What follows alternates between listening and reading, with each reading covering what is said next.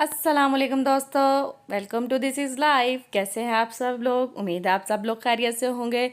तो जनाब, आज की इस वीडियो में मैं आपके साथ अपनी एक सिंपल और डिलीशियस सी रेसिपी शेयर करूंगी, जो कि है साग और मक्की की रोटी।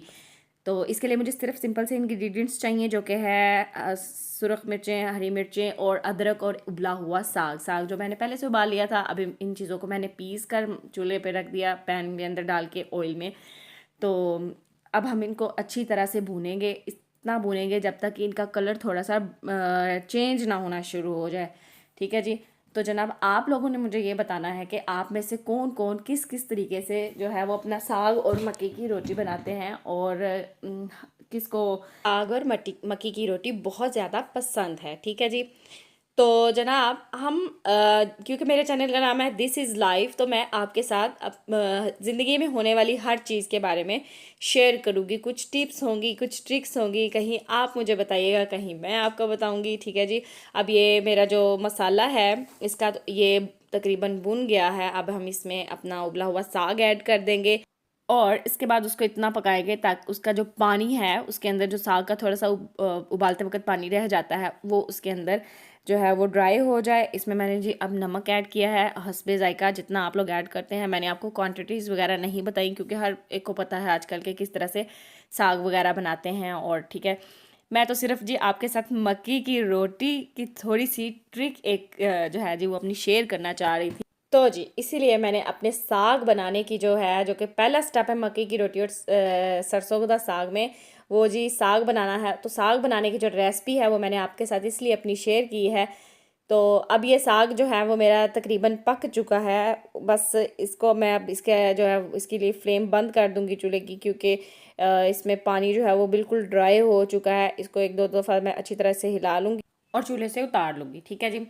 इसके बाद जी मैं पानी उबलने के लिए मैंने रखा है चूल्हे पे, क्योंकि इसमें मकई के आटे में जो है वो उबलता हुआ पानी डालते हैं, खौलता हुआ पानी कहते हैं, डालते हैं। ये मैंने अपनी अम्मी से सुना है। तो ये पानी उबल जाएगा तो फिर अगला हम अपना स्टेप शुरू करेंगे। तो आप भी मुझे बताइएगा कि आप मकई का आटा जो है वो कैसे गूंथते हैं, या आपकी अम्मी या आप खुद, जो भी आप में से बनाता है। और जिसको रेसिपी पसंद आए वो ज़रूर लाइक ज़रूर कीजिएगा। ठीक है जी। ये जी मेरी दूसरी वीडियो है।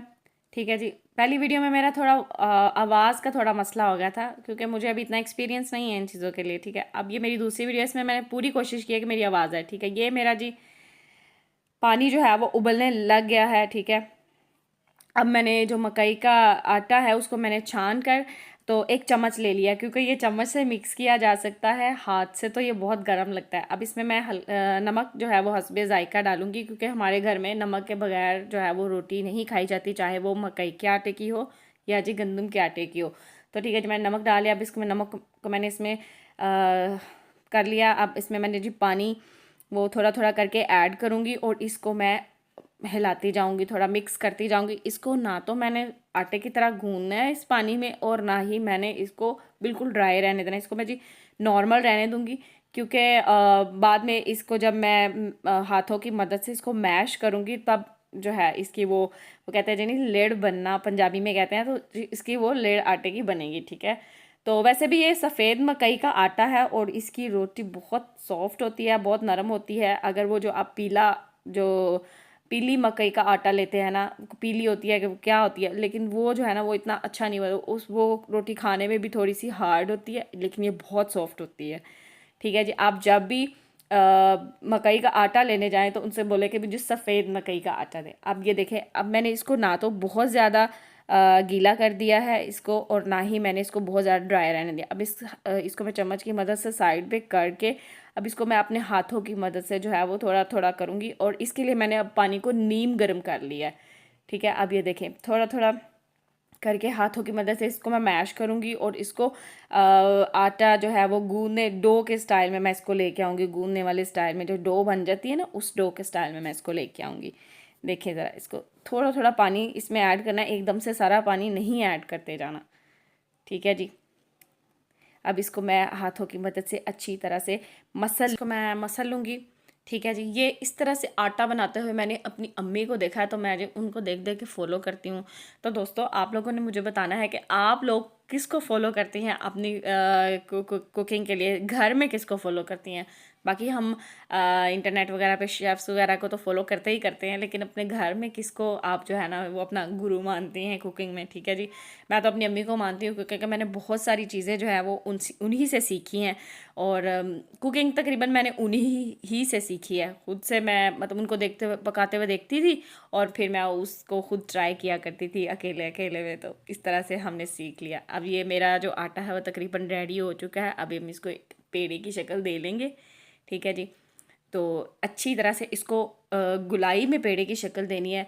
और हाथों को आप थोड़ा सा चाहे तो घी लगा लें, चाहे तो आप इसको पानी लगा लें। तो अब जो हम अपनी रोटी बनाएंगे ना, वो सबसे ज़्यादा अच्छी और बड़ी ट्रिक है, ठीक है। इसको हम अब साइड पे कर देंगे, ठीक है जी। अब मैंने एक फूड शीट ली है, ठीक है जी। ये फूड शीट जो है वो हमें रोटी को बेलने में मदद करेगी, ठीक। हाथों से हमें रोटियां कम लड़कियों को बनानी आती हैं आजकल के दौर में, हम ज़्यादा तो वो बेलन ही यूज़ करती हैं, ठीक है। तो इसका भी मैं बेल के बनाऊंगी, क्योंकि मैं भी आप जैसी हूँ, ठीक है जी।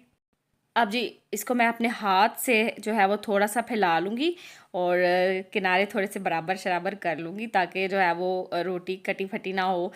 हमारी जो माएँ हैं वो तो अपने हाथों से बना लेती हैं, लेकिन हम लोगों को थोड़ी सी ट्रिकें यूज़ करनी पड़ती हैं। साथ ही मैंने जो है वो तवा गर्म होने के लिए रख दिया है, ताकि हमारे रोटी बेलने तक जो है तवा वो गर्म हो जाए, ठीक है।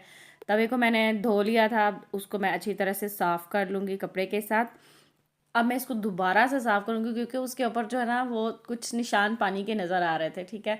तो मुझे वो जो है ना वो थोड़ा सा मसला होता है, ठीक है। अब जी अब ये देखिए, मैंने इसको जो फूड रैप था हमारा, उसको मैंने इसके ऊपर इस तरह से सेट करूँगी कि इसकी चारों साइड पे जो है वो थोड़ा सा थोड़ा थोड़ा जो फूड रैप है वो रहे, क्योंकि जब मैं इसको बेलूँगी तो ये गुलाई में जाएगी, थोड़ी सी बड़ी होगी, तो उस हिसाब से आपने इसको सेट करना है, ताकि जब हम रोटी को बेलें तो वो चारों साइड पे अच्छी तरह से गुलाई में जाए, ठीक है। अब हम अपने बेलन से इसको हल्के हाथों से जो है ना वो इसको हम बेलेंगे, थोड़ा थोड़ा चारों साइड पे इसको गोल करने की कोशिश करेंगे, क्योंकि रोटी तो गोल ही अच्छी लगती है जी, क्यों जी। अब जी इसको हम आराम से जो है ना वो उठा के इधर उधर भी कर सकते हैं, क्योंकि इसके ऊपर नीचे जो है वो फूड रैप है। तो फूड रैप जो थोड़ा सा मुझे यहाँ पे तंग आ रहा था, तो अब मैं इसको थोड़ा सा पकड़ के सीधा करूँगी, और फूड रैप को थोड़ा सा पीछे करने की कोशिश करूँगी, ताकि जो है वो मेरी रोटी जो है वो अच्छी सी और गोल सी बन जाए। तो जनाब ये देखें, अब हम इसको आहिस्ता आहिस्ता हल्के हाथों से, नरम हाथों से इसको गुलाई में लेके जाएंगे, और इसको थोड़ा सा पतला करने की कोशिश करेंगे, ठीक है, ताकि ये मोटी ना रह जाए और खाने में कच्ची ना लगे।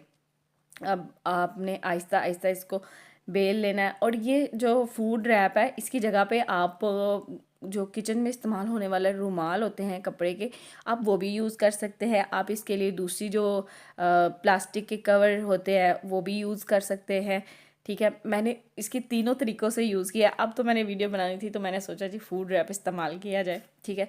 लास्ट टाइम जब मैंने बनाई थी तो मैंने कपड़े से जो है वो बनाई थी। अब ये और ये जो है ना, ये कपड़ा और ये तीनों चीज़ें जो है ना वो आसानी से इसके ऊपर से हट जाती हैं, लेकिन इसमें जो है वो हमें ऑयल यूज़ करना नहीं पड़ता। इसका सबसे बड़ा फ़ायदा ये है कि फूड शीट में हमें ऑयल यूज़ करना नहीं पड़ता, लेकिन जो हम दूसरी प्लास्टिक की शीट्स यूज़ करते हैं उस पर हमें ऊपर वाली लेयर पे और दूसरी नीचे वाली लेयर पे, दोनों पे ऑयल यूज़ करना पड़ेगा, ग्रीस करना पड़ेगा इसको। और जो कपड़ा है उस पर हल्का सा कपड़े को गीला भी कर सकते हैं, और ना करे तो जो हाथों को ऑयल से ग्रीस करके ना, तो फिर वो बन जाता है, ठीक है।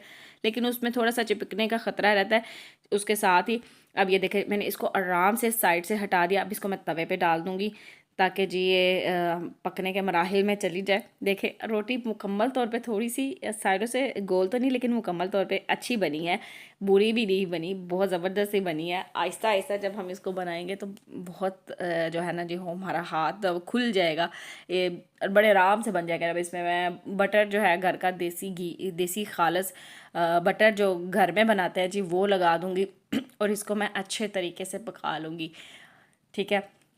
पकाने का मैंने आप लोगों को ज़्यादा इसलिए नहीं बताया कि सबको पता है जी कैसे पकाते हैं। तो इसके लिए मैंने ये नॉन स्टिक जो बर्तनों वाला जो चिमटा होता है वो यूज़ किया था, लेकिन इसने मेरी रोटी को थोड़ा सा एक साइड से काट दिया था। तो कोई बात नहीं, खैर है, कुछ नहीं होता। तो जनाब अब ये देखिए, अब ये इसके ऊपर ये बड़े आराम से उठाई जाएगी क्योंकि ये बहुत ज़्यादा सॉफ्ट होती है, इसलिए इसको बड़े तरीके से और आराम से उठाना पड़ता है, ठीक है। तो अब ये जी मेरी रोटी बिल्कुल पक के रेडी हो गई। इसके ऊपर हम रखेंगे मक्खन और हम अपना साग जो है वो अपने बाउल में डाल के इसके साथ रखेंगे और इसको फिर बड़े मज़े ले लेके जी खाएंगे, ठीक है। अब आपने मुझे बताना है कि आपको ये रेसिपी मकई की रोटी की रेसिपी कैसी लगी और ख़ास तौर पे इसकी जो मैंने आपको ट्रिक बताई है बनाने की वो कैसी लगी। उम्मीद है आप सबको पसंद आई हो। मिलते हैं जी न्यू रेसिपी के साथ, इजाज़त दीजिए, अल्लाह हाफ़िज़।